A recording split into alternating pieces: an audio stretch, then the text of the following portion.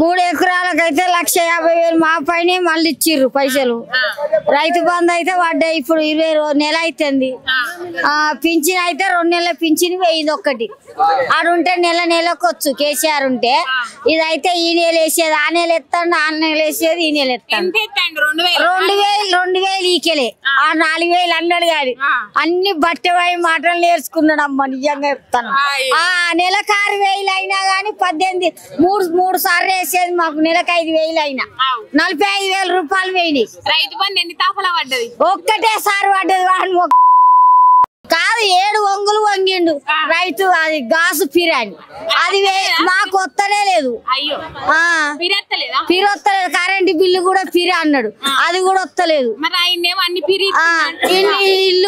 ఇల్లు ఇప్పుడు ఫోటో దిగినాడు చేసిండు. ఇల్లు ఇస్తారట్టుగా ఇల్లు లేదు ఏం లేదు.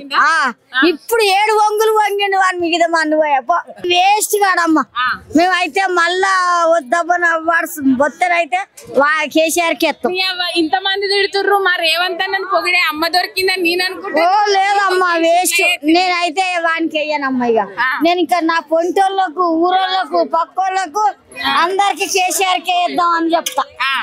అంతేనా? అంతే, ఏం లేదు. ఇక పొద్దాక అయితే 100 రూపాయలు దొరుకుతలేవు. ఏం చేయమన్నా మమ్మల్ని భారం చేసుకొని బతకాలి. లేకపోతే కుండ మొగడు చచ్చిపోయి 25 ఏళ్ళ వాడు ఊళ్ళో ఇల్లు ఇస్తానన్నా ఇల్లు ఇవ్వలే. పంపలేదు. అంతేనా?